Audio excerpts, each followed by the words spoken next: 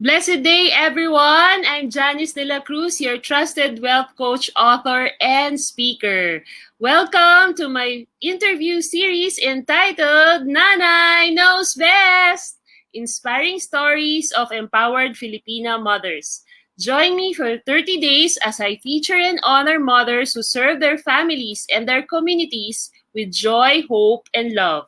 We aim to spread positivity, inspire people to take action, and have faith that we can make it despite this crisis. This is also an advanced celebration for Mother's Day.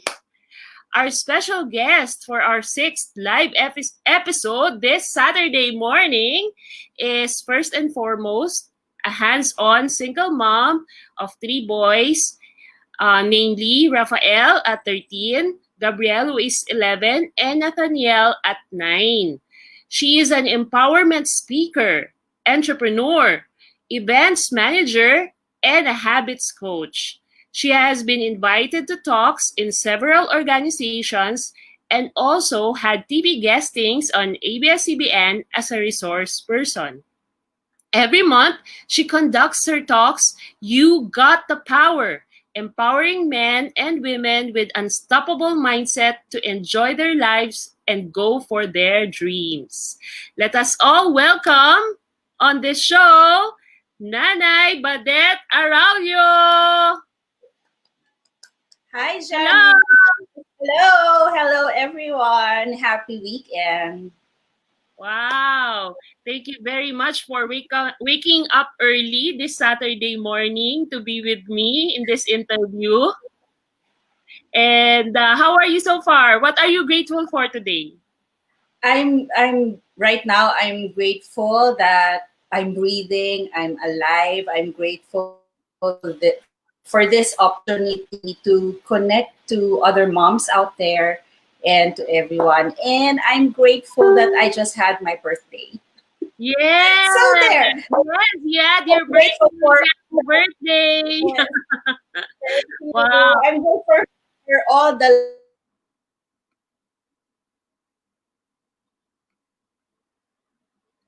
Nawala yung ano mo. Teka, what happened? Yan. oh Sige, go. there. Pindot ko Yan. Like, ganyan talaga pag live eh. Can you repeat what you said? Ano yung sinabi mo sa dulo? Sabi ko, I'm grateful that I'm alive. I'm grateful that because of my birthday, I really felt the love that was there because there were no frills, not much celebration that happened. So I really felt the love that was around me, that was given to me. So there, I'm so grateful, and I'm gonna bring that to the rest of my year. So there, so grateful. Wow. Wow, sige. So our viewers would like to know you more, Miss Badette. What kind of mother are you? What is that adjective that best describes you as a mom? Can it be two adjectives? Yeah, sure. Yes, I'm both of people would tell that I'm a very calm person, and so as a mother I'm also chill and at the same time fierce. I'm a single mom, so I have to be both the mom and a dad to them. But so there, I'm chill, meaning um, those those small stuff na hindi naman I don't put a big deal on small stuff. And also I chill also because I let them learn on their own. I release them early on for them to actually learn about life as young as they are now. And also chill because I try to go down to their level, play with them if possible. If time permits, I try to play with them yung switch nila. Kahit hindi pala sometimes, most of the time, tinatalo nila ako and they love it when I lose. And yun, chill because so, yeah, I just let them be. I just let them be. And also at the same time, fierce because if they because we have rules, and if they do get yung parang binibreak nila yung rule, I fears because I really try to be consistent with the rules with them. And pag hindi, medyo merong hindi magandang ginawa, so I really try to talk to them and sometimes get mad at them. And sometimes medyo tumataas yung voice ko. I can't deny it. I can't deny it. Talagang I have 3 boys na lahat sila strong personalities na parang, oh my gosh. So there, I'm both chill to them because I really try to know each one of them because they're all different. They're all different. And also fierce because I have to instill in them the values that I would love for them to have as they grow up. So there. Can you briefly describe what's your relationship for each child? Kamusta yung relationship mo sa bawat anak mo? Yes. So yun, iba-iba sila. So one is 13. Actually, he's going 14 this May. So yun, medyo teen na talaga. So he has a mind of his own. And sa kanya kasi medyo naturo ko talaga being independent. Mm-hmm. So for him, I've let go na rin. And I've also accepted na medyo may sarili na siyang mundo. Mm-hmm. But at the same time, because I go out on dates with them. Monthly. Talagang every month, it's been a tradition more than 5, 6, 7 years na. So mm-hmm. with the eldest, since I try to let him be, during the times that we have dates, that's the time that we talk. Mm-hmm. So with him, parang I try to treat him as an adult, but also at the same time, I teach him na, hey, I'm still your mom, okay? I try to be at the same level as him. And may mga times na parang ayaw niyang mag-share, okay lang. Parang okay lang. But ang ginagawa ko lang during dates, I try to, I give him good food kasi yun parang love language niya. He really loves good food. So pag medyo masarap na yung food niya, dun siya nag-open up. And when he opens up, yes, pag nag-open up na siya, kunyari lang cool lang ako. Alam mo, kahit medyo sa loob ko, oh my gosh, ano na nangyayari? Pero okay lang, cool lang ako. So I try to ask more and without the feeling of intruding kasi nga teenager. So I ask more and then pag nag-open up na siya, ganon. Pero at the same time, I also teach him stuff na, baka ganito, baka ganyan. So still, I tell him na I'm still your mom. And it's my responsibility and obligation to teach you. So yun. With Gabriel naman, Gabriel is, paano ba sabihin? He is a special one. He's a special one na talagang minsan hindi mo makukuha yung ugali niya. So for him talagang, routine is so important. I guess that's why also naging habits coach ako. For him, routine. When you break the routine, buong bahay, sira yung araw. Ganon siya. So sa kanya, routine is so important. And for him, pag ibahin mo yung routine, you have to parang tell him ahead of time. Parang ganon. But he's the sweetest one. So as long as you cuddle him and kiss him, nako, okay na siya. Siya naman, kung yung panganay ko gusto niya yung mga yummy food, yung mga steak, ganyan. Ito naman, simple food. Masaya na siya sa McDonald's chicken. Masaya na siya sa KFC. As in, yung saya niya, hindi yung saya lang. As in, sobrang saya na niya. Ganon siya. So, siya naman, simple joys lang siya. Yung watching TV with him, masayang-masaya na siya. Ganon. For my youngest naman, siya naman yung tipong, I don't know, youngest kasi. Youngest, medyo, yung tipong madali akong lumambot. Pero hindi, kasi siya yung tipong, I can really depend on him. Pag may kailangan akong paggawa.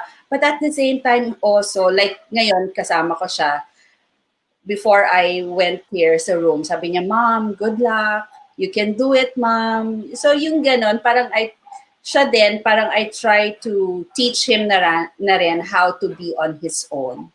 But siya, since bunso, love pa rin niya yung mga cuddles, yung mga sleep together. Kumbaga, baby pa rin siya. And in his mind, baby pa rin siya. So yun, iba-iba talaga. You really have to know each kid, yung kilite. Yeah. So sa mga viewers natin, maganda yung sinabi ni Miss Badette na you have to really get to know each child, 'di ba? Iba-iba kasi ng personality 'yan. And then maganda yung sinabi mo na magsiset ka talaga ng date for each child, no? Yes.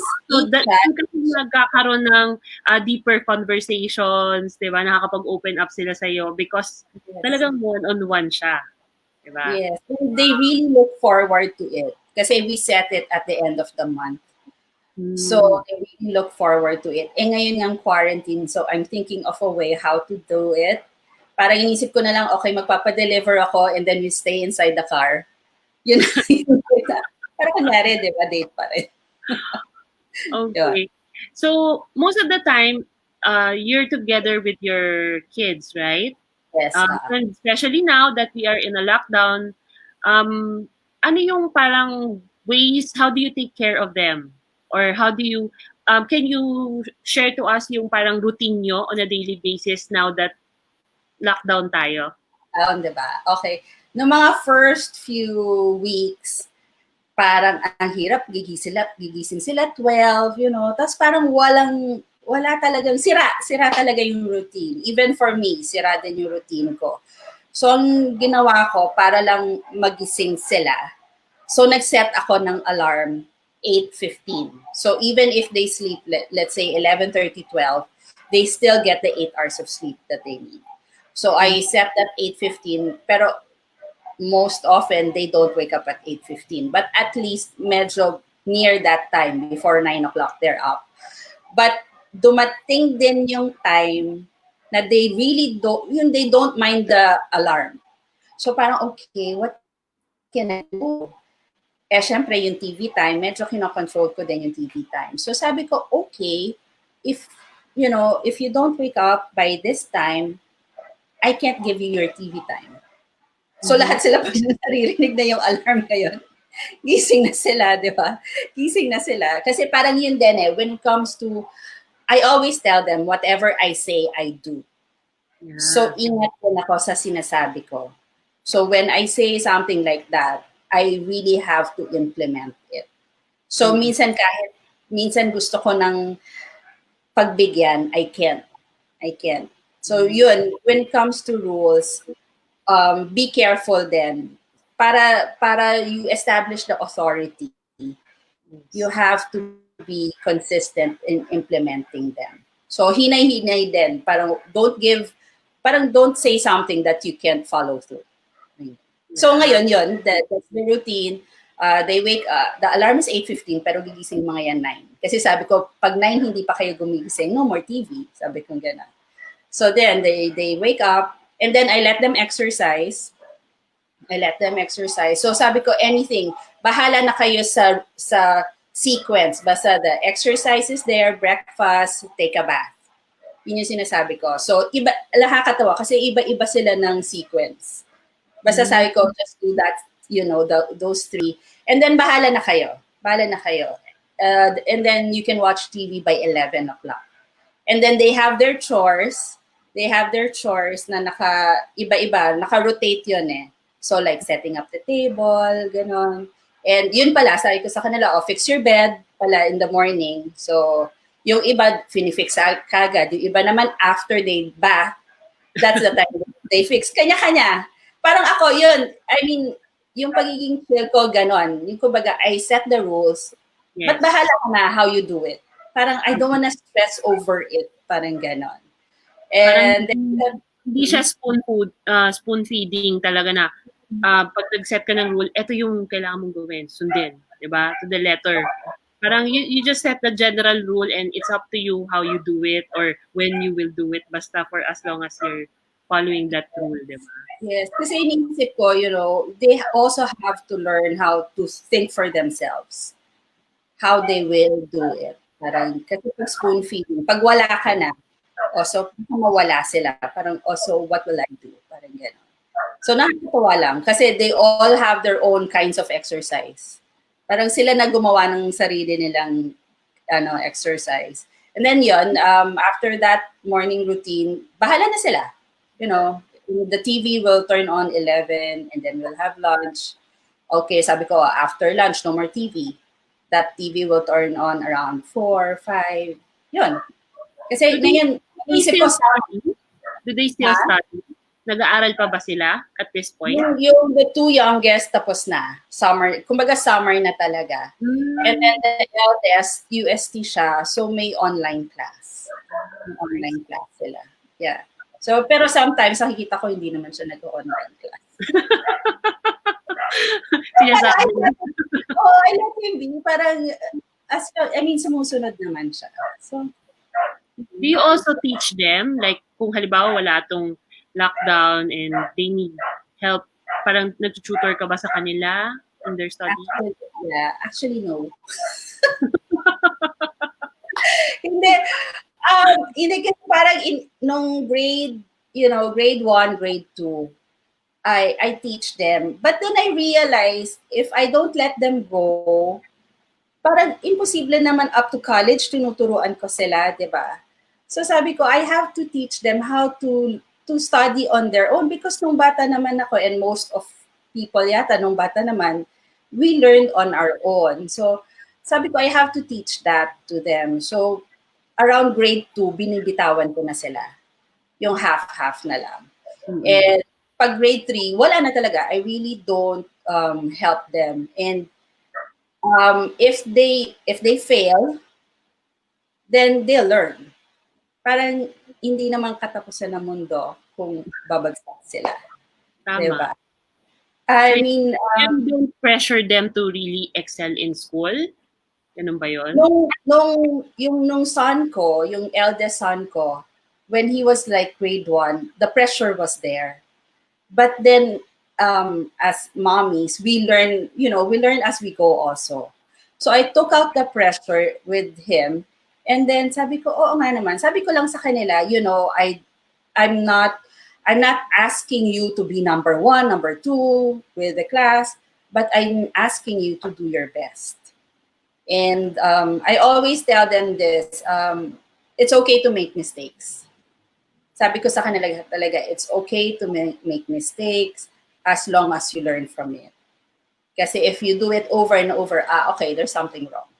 Yeah. There's something wrong. Parang that's when I call their attention. So ayun. I don't really teach him, except for for Gabriel, because he's also homeschooled. Ayun nga, iba-iba. Actually, iba-iba sila. The eldest is in UST. Gabby is homeschooled. The youngest one is in St. Mary's. Kasi nga, iba-iba din yung needs nila. Oh, I see. So, people ask me, bakit hindi mo nalang linagay sa isang school? Mas madali yung buhay mo. Diba? Isang hatid, isang sundo. Sabi ko, kaso hindi nga okay for them. I know my children. And yeah, Nanay knows best. I know where they will be good at.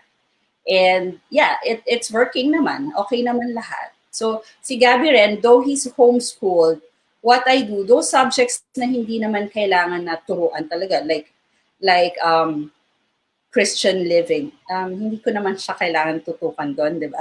Mm-hmm. Basahin lang niya, and then ite-test ko lang siya, magbibigay lang ng quiz. And there are other subjects na gano'n, na parang, okay, read this. After you read it, we'll discuss. So that's my way of teaching them parang independence din. Yes. Kasi what I'm thinking is now is the best time to teach them independence, not when they're grown up. Ngayon talaga is the best time. Yeah. So ayun. How do you handle mga sibling rivalry or mga quarrels nila dahil magkakalapit lang sila ng edad? Hi, yes, oo. Sa house namin, madalas yan. I let them be. Of course, naririnig ko naririnig ko. So, I let them be. Minsan, sabihin nila, Mommy! Ganyan-ganyan, Mommy! Ganyan. I let them be. Kahit naririnig ko na, kasi minsan naman petty eh. Mm-mm. So, pag petty, I let them be kasi they also need to learn how to, deal with it, negotiate with people. And I also tell them that, is that the way to talk? Sabi ko, the more that you're grouchy, the more that you're arrogant, the more that you will not get what you want. So parang mapapaisip sila. Although hindi pumapasok kagad yung the things that I say, yung tips ko sa kanila. But eventually, maririnig mo sila that, di ba mommy said, you can't be arrogant. So, okay, pumapasok din pala sa utak nila. So yun, I don't, pag petty, I don't go in that quarrel. But pag medyo seryoso na parang okay, hindi na maganda yung pananalita talaga. That's where I go in. So wala namang instance na nagkasakitan sila dahil sa away? Meron. Nalalaman ko na lang after the fact. Okay. After the fact na-resolve na nila. Alam mo yun? Na-resolve na nila. Tapos, yung parang manunumbat na, alam mo yung sumbatan na sila. So, sasabihin nila, di ba, you know, ganyan, punch me. So titingin na lang ako, why did you punch him? Yung kumbaga, wala na, after the fact. So parang, kumbaga sa magde-debrief na lang ako, why did you do that? Ganyan. So dun, pinagsasabihan ko na lang. Kasi boys will be boys, di ba? So you cannot really prevent them from doing that. Pero at least maganda yung sa'yo because you have taught them what is the proper way how to handle that kind of situation, di ba? How to resolve arguments. Yes, so yun. And I also tell them na kasi sometimes they say, bakit bakit ako ganyan, siya ganyan. That's why your brother is different from you. Don't compare your brothers to you. Don't think that they will think like you because they are different. You know, he thinks differently, he reacts differently, so don't think that way. Na parang okay din kasi at least they will know us even as early as now that people are different from one another. Yeah. Kasi eventually, when they grow at mag-work na sila, di ba, ma-apply din nila yung mga learnings na yan, di ba, in the real world talaga. Wow. May I know, parang can you share to us a specific story or instance wherein napakita mo yung sinasabi na mother knows best or yung tinatawag na mother's instinct? Mother's instinct. Yeah. So with Gabby kasi parang there came a time that the school would always call me because magulo siya sa class. Magulo. As in every year I was always being called by the school. So sabi ko, okay, what's wrong? Syempre, I would question myself. I would doubt myself. Bakit kaya? Did I do something wrong? Bakit hindi ko na, bakit ganon? But at the same time, pagkakausapin ko naman yung teacher, yung reklamo naman nila is not because bastos yung anak ko. Hindi. It's not because may inaway siya. Hindi. It's just that hindi lang siya mapaupo. He'll find ways to stand up. And he will even be courteous na, ma'am, can I throw my tissue in the trash can? Kumbaga mabait pa siya. Sweet pa siya, diba? But he will really find, if he wants something, he would find ways. So, ako rin, nagtataka na ako. So, sabi ko, okay, of course, some of the teachers didn't handle it well. And what happened was the self-esteem of my son bumaba na because of how people handle it. So even if I asked the help from the guidance counselor, hindi, they didn't know how to handle. So what I did, I think it was Feb, I decided on my own that I would homeschool him. So sabi ko, hindi kasi siya bagay. And I mean, not for the academic, but self-esteem is more important than academics for me. kung okay yung confidence niya, mas okay yung madali na lahat eh. Madali. So what ko, okay, next school year mag-homeschool siya. And after that, we went to a ped dev, and we found out that, you know, he has special needs. And so sabi ko, okay, tama pala that I decided for him to go homeschool. Tama pala yon na, you know, kasi nga, unless I really put him in a school that specializes in, you know, yung mapasensya, then good. But now, homeschooling is good. Homeschooling is good for him. And yun, I really, I followed my instinct. Although even if family members were telling me, oh, baka lalong, you know, baka maging lazy yan, baka maging, you know, complacent yan, kasi nasa bahay lang siya, gano'n. Because actually, dapat ibabalik ko na siya sa regular school this coming year. Yeah. But when we had our check-up with the doctor, sabi niya, it seems like, you know, he improved, you know, and, you know, because he also goes therapy. So, how he handles his emotions, mas nag-improve na siya. So, sabi ko, okay, I won't, I really follow my instinct and my gut when it comes to yung major decisions. I follow them kasi parang feeling ko, I have to decide based on what they really need. Not what other people thinks that they need, but what they really need. Kasi at the end of the day, I'm their mom. And yeah, Nanay knows best. And ayun, may nagre-react. Gusto ko lang... there was this one time. Yeah. Sige, go ahead. Yeah. Ano yun? I just like to point out dun sa sinabi mo kanina na, yun nga, even if you have... also funny about instinct. You had that instinct, di ba, kanina? Sabi mo, share mo yung story nung kay Gabby. And you had that instinct, pero yung gusto ko i-point out that hindi ka nag-rely dun sa instinct. Diba? You seek a professional to really see for yourself if ano ba talaga yung needs ng anak mo. So that's very important din, no? Na we don't rely on that alone, diba? We validate them and seek help if needed. Yeah. Kumbaga, you you seek help and then you decide. Yes. Kumbaga, get all the facts, and then you decide on what is best. And of course, you pray for it. Kasi that, for me, that was a major decision. A major decision kasi I'm going against the norm.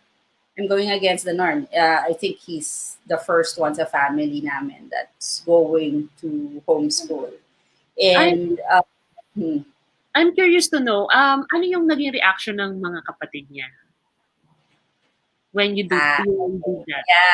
Yeah. So, yung mga first few weeks nainggit sa kanya. Because he doesn't wake up early.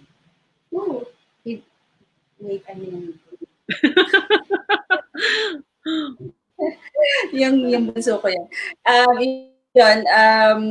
Yun, naiinggit talaga sa kanya. Kasi the load is light, very light. But, and also you don't have to wake up early, walang uniform, you know, sobrang chill lang talaga. So, yun, naiinggit. So, I have to explain to them. You know, especially do sa eldest ko. Sabi niya kasi may times na I want to go on homeschool. Tapos, sa kanya naman kasi I feel na hindi bagay sa kanya kasi he's the type na hirap to make friends. So he needs to be in an environment na there are other people for him to learn. So yun, I just explained to them, you know, this is what Gabriel needs, and that's what you need. For him, this is the thing that's best for him. So, yun lang, palagi ko lang sinasabi, iba siya, iba ka, iba yung needs niya, iba yung needs mo.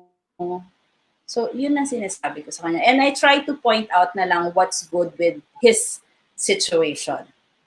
At least you go to UST, you go with your friends, you go to, you know, you have activities there. So, yun, I try to point out yung what's good in his school. Yeah. Yeah. Okay. My next question to you is, if there is one thing that you would have done differently as a mom, ano kaya yun? Meron ba?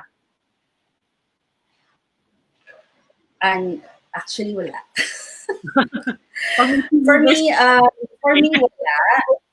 Yeah, I must. I mean, I must admit, the first few years of being a mom, I really had a difficult time. I really had a difficult time because at that time, parang I yun pa yung time na I love myself. I kept on listening to other people's advice, listening to what I read, yung parang, oh, dapat pala ganyan, dapat pala ganito, ganyan. But then again, I realized I was learning. Was learning then. Kaya nga I tell my kids, it's okay to make mistakes. I even tell them there's no handbook on being a mom. So I tell them that I make mistakes and it's okay. If I make mistakes, it's okay for you to make mistakes. So I feel that I wouldn't be this mom, this kind of chill and fierce mom, if I didn't go through those mistakes that I did before. So wala. I'm good. Miss it talaga. eto wala Yeah. to sa, ano to very impromptu to, pero I'm just curious to know, are you still open to having a partner? So that partner na pwedeng maging partner ng Well, anak mo? right Are you now, the annulment. Okay, I'm a single mom. For those who don't know, so I'm in the process. We're in the process of going for an annulment, and I'm open, but not yet until I'm legally single. sige. So that for me is very important. That kasi one of these is integrity. So for me, I have to be legally single before I can go out on dates. But I'm open. Wow. Siyempre naman, yung gandang yan hindi naman maiiwasan ng mga pwedeng manligaw, di ba?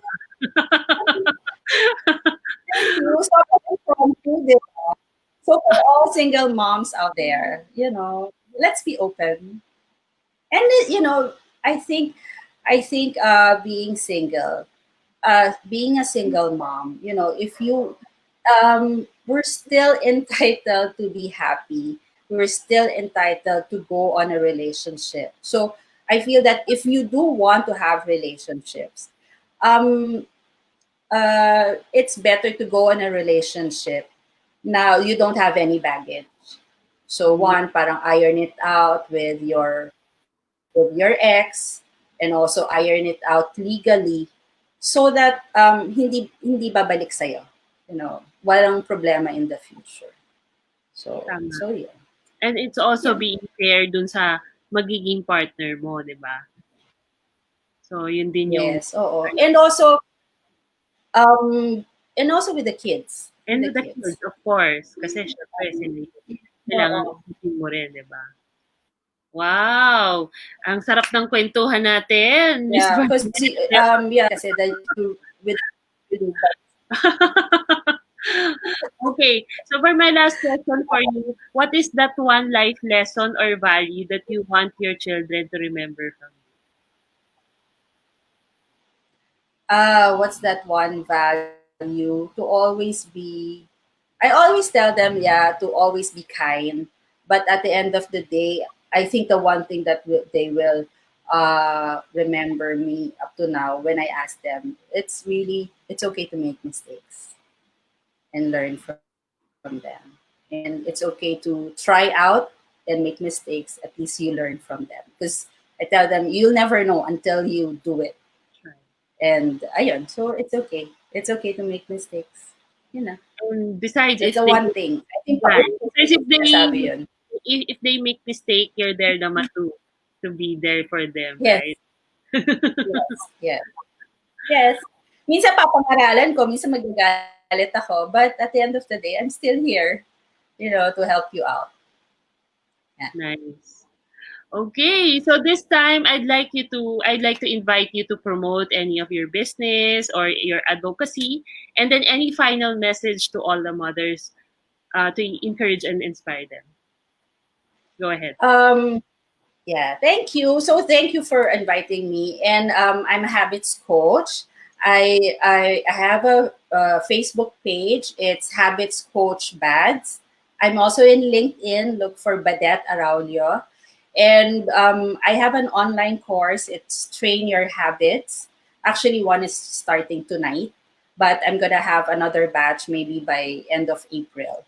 And it's all about habits, all about establishing your habits and how to actually know how habits work. Because I feel that, your whatever your dreams, your goals, your aspirations are, your habits will really help you. What you do every day will really help you.